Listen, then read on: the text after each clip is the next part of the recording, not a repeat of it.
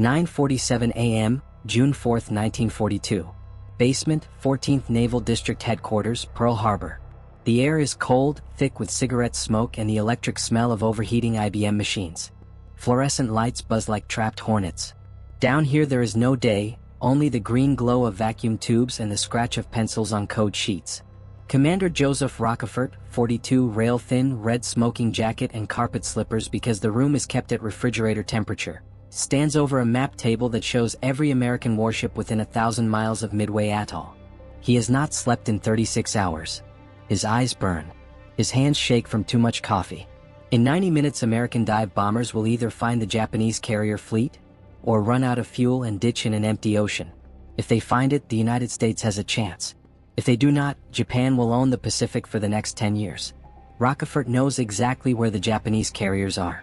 He knows because he and 40 codebreakers in this freezing basement have spent 6 months living inside the enemy mines, reading messages and secrets. The Japanese do not believe Americans can do this. They are about to learn otherwise. This is the story of the battle that was won before the first bomb fell, by a handful of sleepless geniuses who turned Japanese arrogance into the grave of an empire. Hit that like button right now because this one was decided in a basement by men the history books almost forgot. Subscribe and turn on notifications. We're going underground with the codebreakers who saved the Pacific. Let's go to Station HYPO and watch the moment Japan lost the war. The air is cold, stale, thick with cigarette smoke and the metallic breath of IBM tabulating machines that never sleep. Fluorescent lights buzz overhead like angry insects, casting a sickly green pallor over everything. The walls sweat condensation in slow, fat drops that run down the concrete and pool on the floor. Somewhere above, the Hawaiian sun is already brutal, turning the flight line at Ford Island into a shimmering haze, but down here in Station HYPO it might as well be midnight in hell. Commander Joseph John Rockefort stands hunched over a map table the size of a pool table, eyes burning from 36 hours without sleep, hands trembling slightly from too much coffee and not enough food. He is 42, rail-thin, wearing a red velvet smoking jacket and carpet slippers because the air conditioning keeps the room at 55 degrees to protect the machines and he refuses to wear a uniform when no admiral is watching. His hair is uncombed, his cheeks hollow, his chin dark with stubble. His staff call him Joe the Genius behind his back and Sir to his face, because when Joe gets that look, the one he is wearing right now, the 1,000-yard stare of a man who has seen the future and knows exactly how bad it could get, empires rise or fall on what he says next. Spread across the table is a map of the Central Pacific marked with red grease pencil circles and arrows that look like the frantic scribbles of a madman. Every American warship within 1,000 miles of Midway Atoll is plotted in blue. There are not many. 3 carriers, Enterprise, Hornet, and Yorktown patched together with prayers, baling wire, and 1,400 shipyard workers who haven't slept either. 8 cruisers, 15 destroyers, a handful of submarines. Maybe 230 aircraft total, many of them obsolete. Against them, 4 Japanese fleet carriers, Akagi, Kaga, Soryu, Hiryu, 2 light carriers, 7 battleships including the monster Yamato, 15 cruisers, 42 destroyers, and 248 of the best carrier aircraft in the world flown by pilots who have been fighting since China in '37. The math is brutal. On paper it is suicide. In approximately 90 minutes American dive bombers will either find the Japanese carrier fleet or run out of fuel trying. If they find it, the United States has a chance. If they do not, Japan will control the Pacific for the next decade. Rockefort has not slept because he has spent 6 months breaking Japanese naval code Gen 25B. He knows where the enemy fleet is heading. He knows when they will arrive, dawn June 4th, northwest of Midway. He knows the composition of their forces down to the last destroyer and the last zero. He knows all of this because he and 40-odd cryptanalysts, language officers and ex-band musicians from the sunken battleship California have been living in this basement since December, eating at their desks, sleeping on cots between shifts, breathing nothing but cigarette smoke and the smell of hot vacuum tubes and fear. He knows the Japanese do not believe Americans are capable of this level of warfare. They have been saying it for months, in messages HYPO has been reading like bedtime stories. Americans are soft. Americans lack discipline. Americans cannot match Japanese pilot skill or Japanese tactical brilliance. The attack on Pearl Harbor proved Japanese superiority. Every battle since has reinforced it. Hong Kong fell in 18 days. Singapore in 70. The Philippines in 5 months. Wake, Guam, the Dutch East Indies, one after another, the rising sun rising. American forces retreat everywhere. The Japanese advance. Admiral Isoroku Yamamoto understands American industry better than most. He studied at Harvard, served as naval attaché in Washington, played poker with American officers who laughed too loud and drank too long. He has warned Tokyo that Japan has 6 months, maybe a year, before the sleeping giant awakens fully. But even Yamamoto has absorbed the contempt. He believes American admirals are comfortable men who follow predictable routines, that American carriers will be in port on Sunday mornings, that American intelligence is a joke. This attitude shapes everything. When Yamamoto designed Pearl Harbor, he assumed American carriers would be in port because Americans are lazy on weekends. When he planned Midway, he dispersed his fleet across millions of square miles because he believed Americans lacked the intelligence to find him until too late. He was wrong on both counts. And the price of being wrong will be paid in burning flight decks and drowning sailors before this day is out. Rockefort lights another cigarette with fingers that will not quite stop shaking. The smoke curls up into the already poisoned air. Around him the basement hums with the low insectal song of 40 people who have not seen sunlight in days. Lieutenant Commander Edwin Layton, Nimitz's fleet intelligence officer, stands at his elbow in sweat-stained khakis. Lieutenant Jasper Holmes, the man everyone calls Jasper, and no one calls by rank, leans against a filing cabinet, eyes bloodshot, chewing on an unlit pipe. Radio men in headphones hunch over receivers like monks at prayer. IBM machines clatter and spit out punch cards that are snatched up before they hit the tray. The room smells of coffee, sweat, fear, and the peculiar ozone tang of vacuum tubes pushed past their limits. Rockefort exhales smoke and speaks without looking up from the map. They're coming in from the northwest, just like we said. Nagumo's carriers will launch at 0600 tomorrow. Invasion force hits Midway the day after. They think we'll react late, fight stupid, and lose. Layton's voice is hoarse. Yorktown's still in dry dock. Engineers say 90 days. Nimitz gave them 72 hours. Rockefort's laugh is a dry rasp. Then they'll have her ready in 71. We don't have the luxury of schedules anymore. He stubs the cigarette out on the sole of his carpet slipper and lights another immediately. His staff have stopped counting how many packs he's gone through. They just keep the ashtrays emptied and the coffee coming.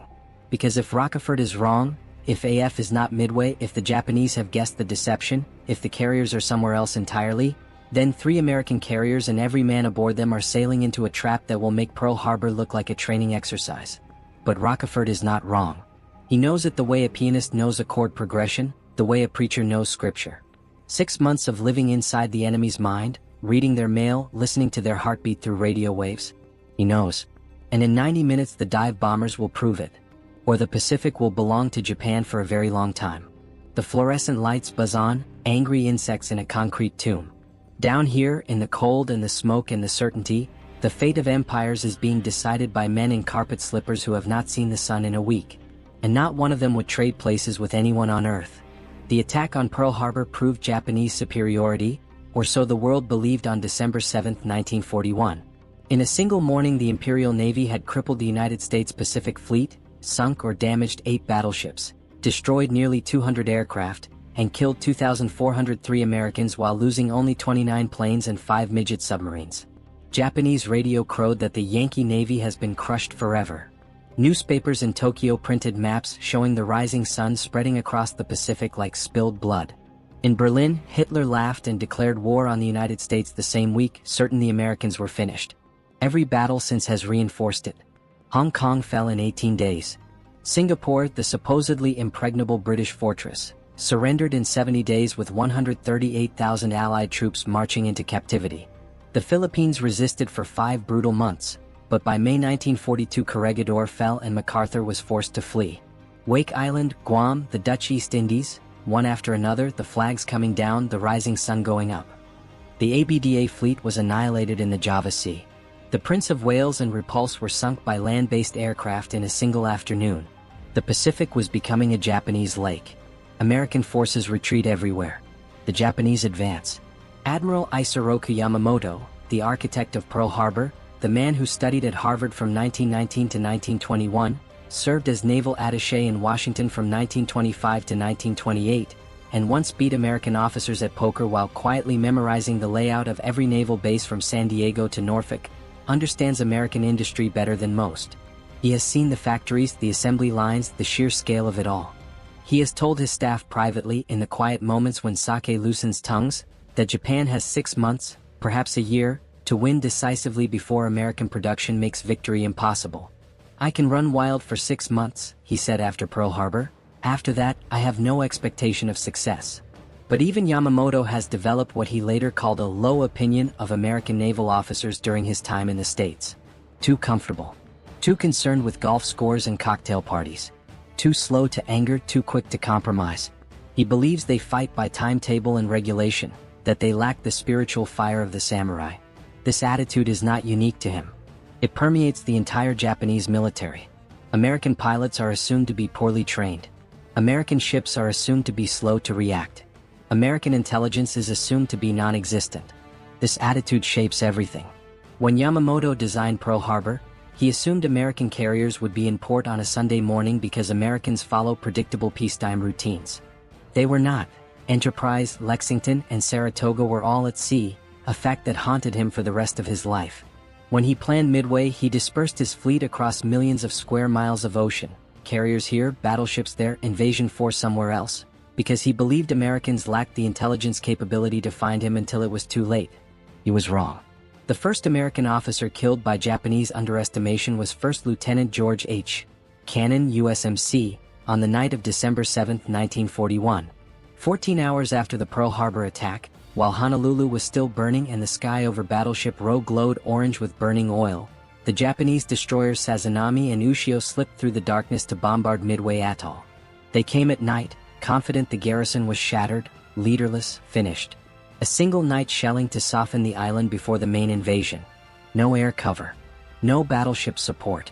Just 2 destroyers lobbing 5-inch shells at an outpost they believed would fold like every other American position had folded. They had not counted on George Cannon. Cannon commanded Battery H on Sand Island, 4 ancient 5-inch/51 coastal guns meant for defense against cruisers, not modern warships. At 21:31 a Japanese shell struck his command post directly. The explosion tore through concrete and steel, shattering Cannon's left leg below the knee and driving shrapnel through his abdomen and chest. Blood poured from wounds that should have killed him instantly. His men, Marines who had been on the island since summer, tough, stubborn, and very angry, tried to carry him to the aid station 200 yards away. Cannon refused. He dragged himself back to the telephone, leg dangling uselessly, blood soaking his uniform, and kept directing fire. For 40 minutes he stayed at his post, voice calm over the field phone, correcting range and deflection as shells screamed overhead. His battery scored multiple hits on both destroyers. Sazanami took a shell in her engine room and limped away trailing steam. Ushio was holed below the waterline. By 22:10 both ships broke off the attack and fled into the night, mission unaccomplished. Cannon lost consciousness shortly after. He died at 0017 on December 8, 26 years old, the first Marine to earn the Medal of Honor in World War II. The Japanese learned nothing from the incident. They filed it as minor damage from shore batteries and moved on.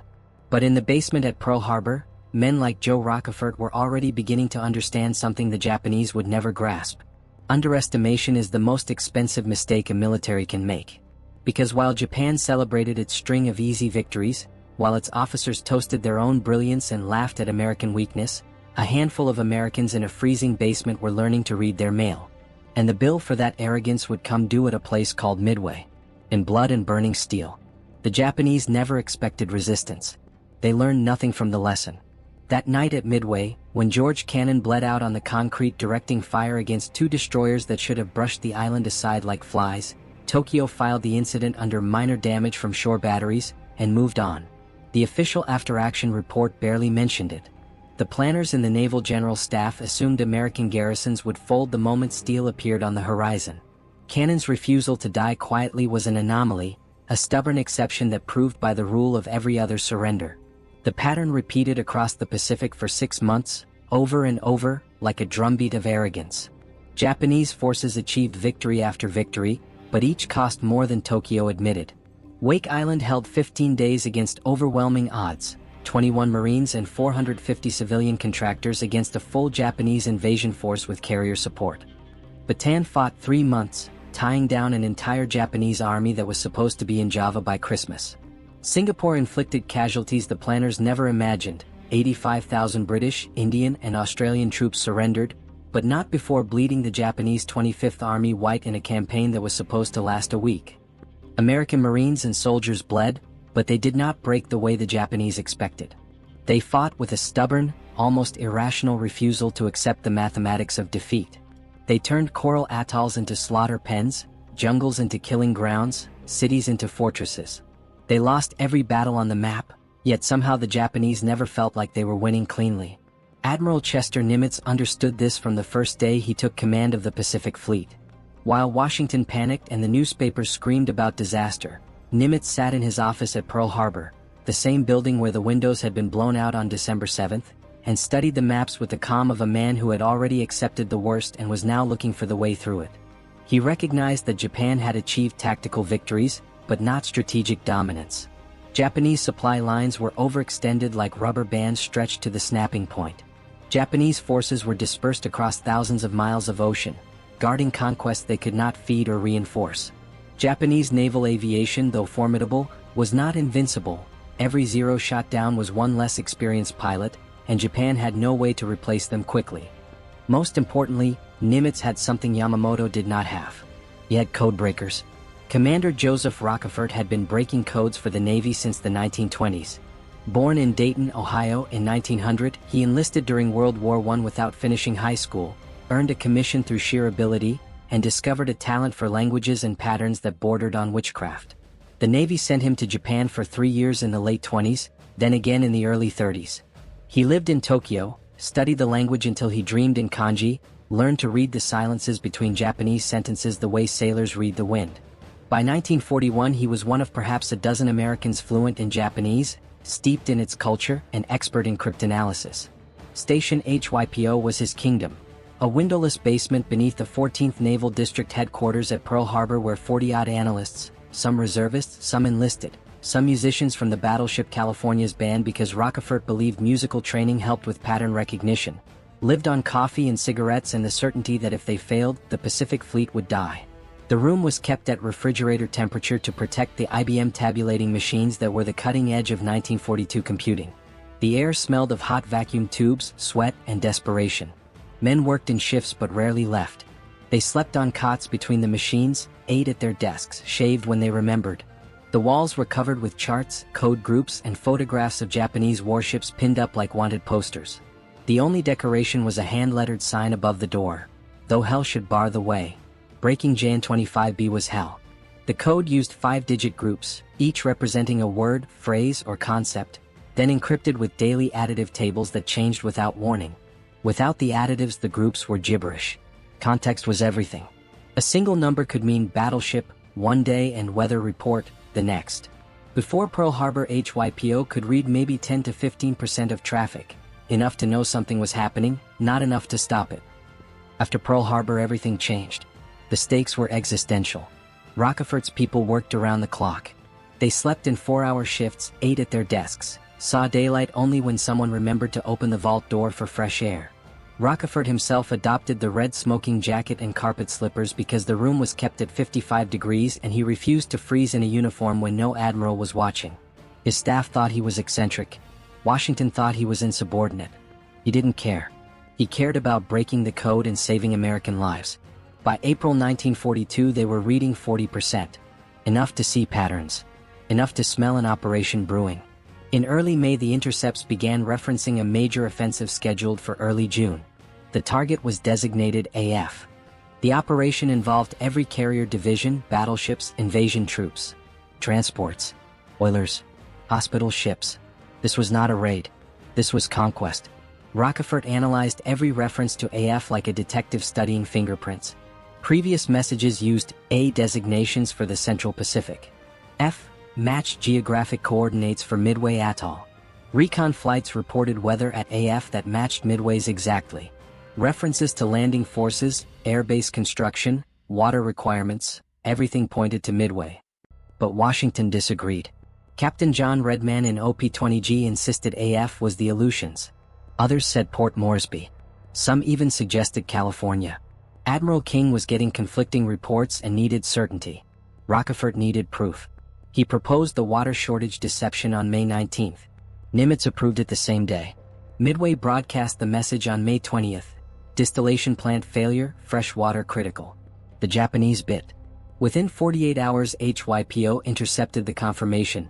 AF reports shortage of fresh water. The trap was set. And in the cold, smoke-filled basement that the Navy called Station HYO and the men who lived there simply called the dungeon, Joseph Rockefort allowed himself one small, tired smile. Because for the first time since December 7th, the Americans knew exactly where the Japanese were going to be. And the Japanese had no idea the Americans knew. The hunter had become the hunted. And the Pacific was about to change forever. Rockefort analyzed every reference to AF the way a surgeon studies an X-ray, looking for the shadow that betrays the tumor. Previous messages had used A designations for the Central Pacific, AO for Oahu, AH for Hawaii itself. F appeared only in the new traffic, always in context that screamed major objective. Heavy carrier support, battleship escort, invasion transports, airfield construction units, water requirements.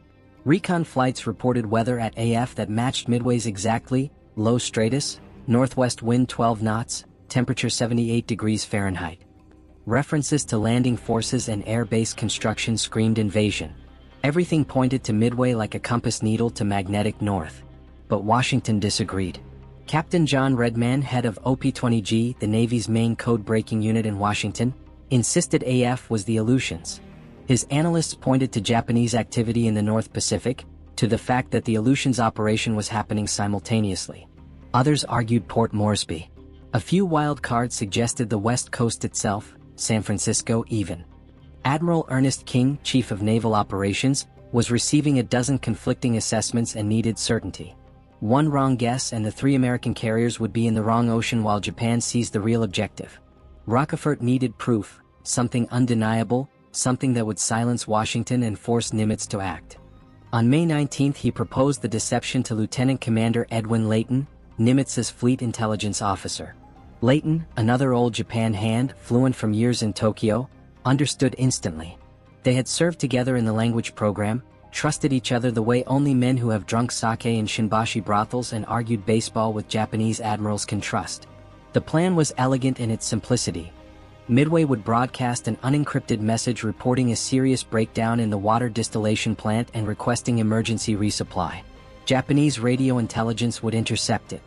If they reported to Tokyo that AF was short of water, the identification would be confirmed beyond argument. Layton took the idea to Nimitz that afternoon. Nimitz listened without expression, then asked only one question: will it work? Rockefort, standing behind Layton in his red smoking jacket, answered before Layton could. It will work, sir. The Japanese monitor every transmission from Midway. They'll bite. Nimitz approved it the same day. On May 20th, Midway broadcast in plain English on standard frequencies. Water distillation plant has suffered serious malfunction. Fresh water reserves for approximately 2 weeks. Request resupply earliest opportunity. The message was deliberately bland, no urgency, no code words, just the sort of routine administrative complaint that islands sent all the time. Japanese listening posts and the marshals copied it within minutes. HYPO waited. 48 hours later the intercept came in, a JN-25B message from Japanese intelligence to Combined Fleet Headquarters. Decrypted, it read: AF reports shortage of fresh water. Recommend invasion force include additional desalination equipment. Rockefort took the decrypt to Nimitz personally on May 24th, walking into the Admiral's office still wearing the smoking jacket because he hadn't been home in 4 days. He laid the flimsy on Nimitz's desk without ceremony. AF is Midway, sir. Confirmed.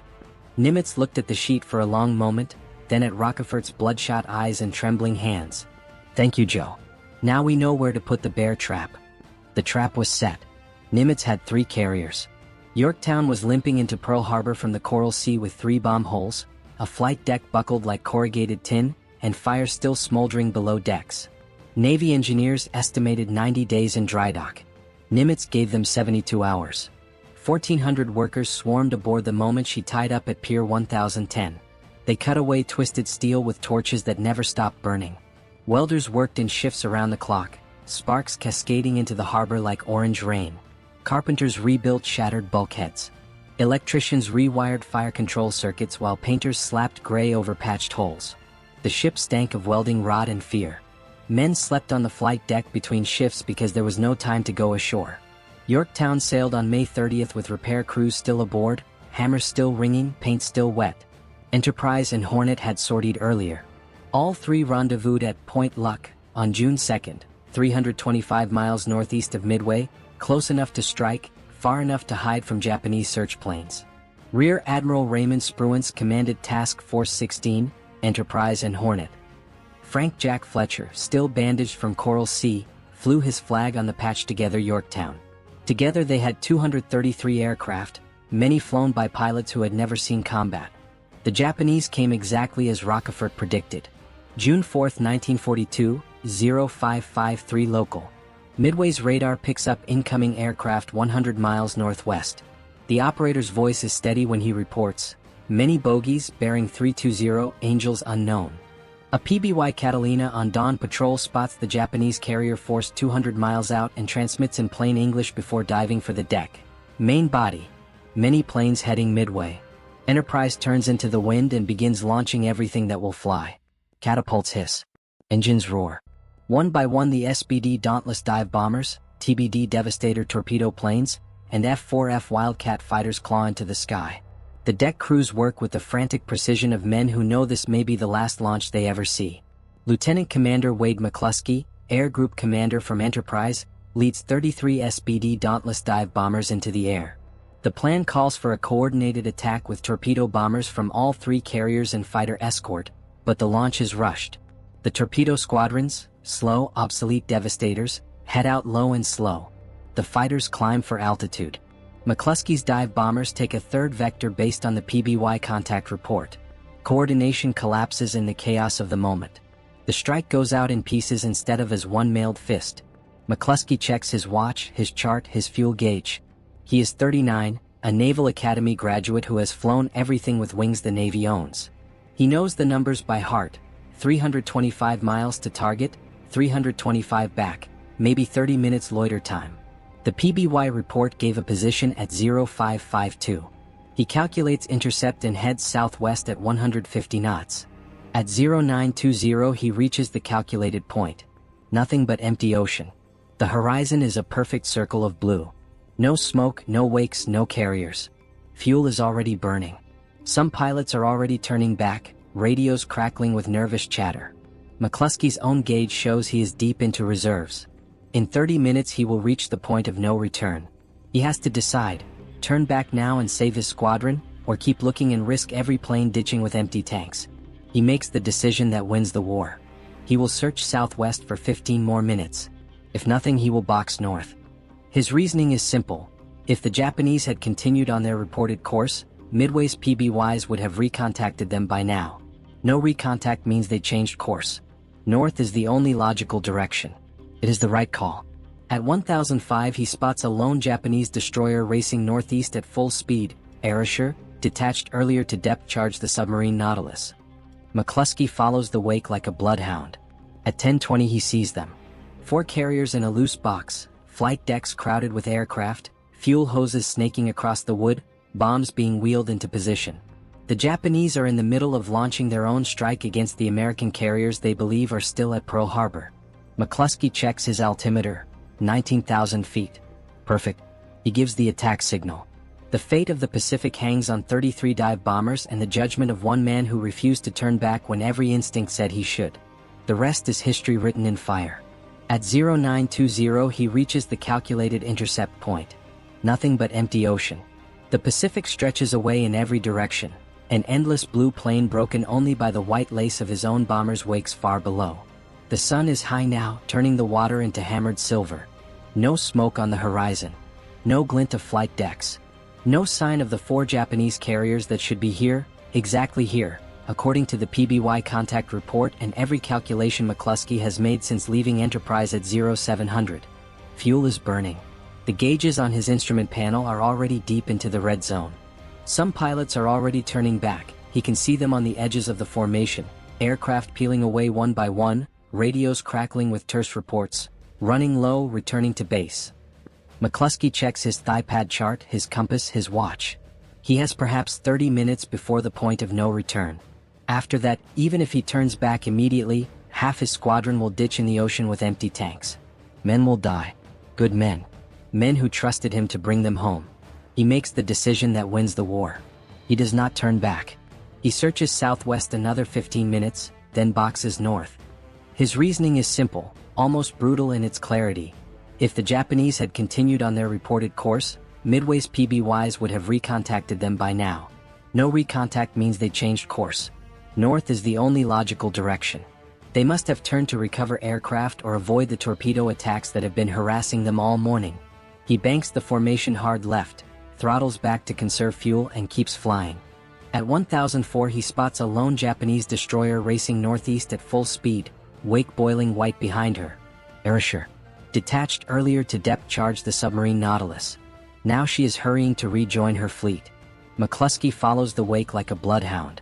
At 10:22 he sees them, 4 carriers in a loose box formation, flight decks crowded with aircraft being armed and fueled, fuel hoses snaking across the wood like black veins, bombs being wheeled into position by deck crews in colored jerseys.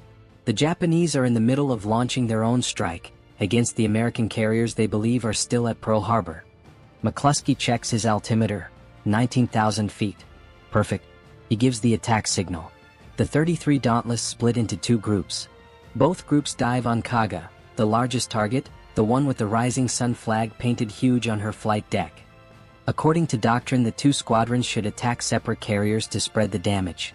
But in the confusion and excitement of the dive, both squadrons converge on Kaga like iron filings to a magnet. Lieutenant Richard Best, commanding VB-6, sees the mistake halfway down at 10,000 feet with his aircraft accelerating toward 400 miles per hour.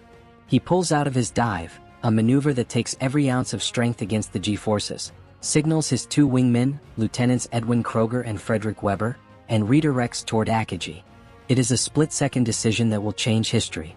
Best's 1,000-pound bomb hits Akagi amidships at 10:26, just aft of the bridge. The bomb penetrates the flight deck, explodes in the hangar among fully fueled and armed aircraft.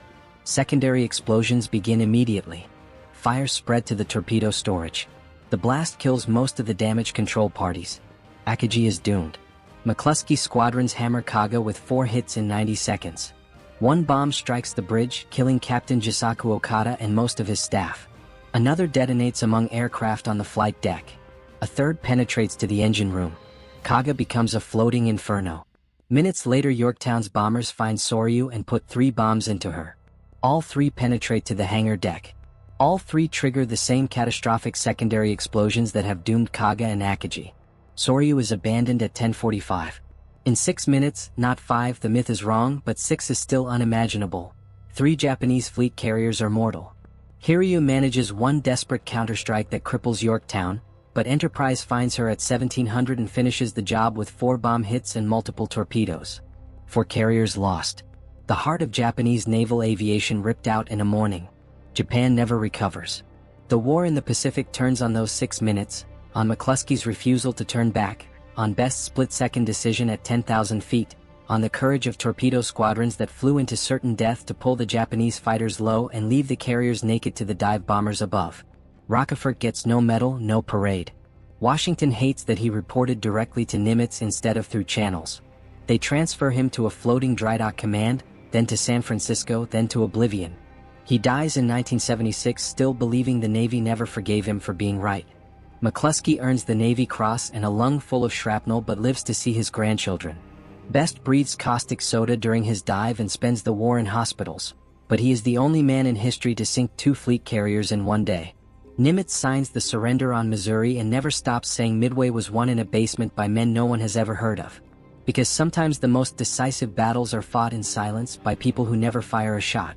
Sometimes the war is won by a man in carpet slippers who refuses to give up when the ocean is empty and the fuel is gone. Sometimes victory looks like 33 dive bombers flying into the void on nothing but a hunch and a prayer. And sometimes history turns on 6 minutes that no one planned and no one predicted, but everyone paid for in blood and fire. Midway was that moment. And the Pacific was never the same again.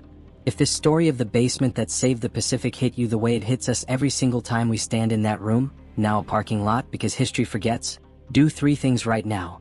Smash that like button. Every like tells the algorithm to show this to someone who needs to know that wars are won by brains before bombs. Subscribe and hit the bell. We bring you these turning points every week. Drop a comment. Where are you watching from, And did you know the real heroes of Midway wore smoking jackets instead of wings? Because the men who broke the code that broke the Empire deserve more than a footnote. They deserve to be remembered. Lock in. This is Wartime Zone. We'll see you in the next fight.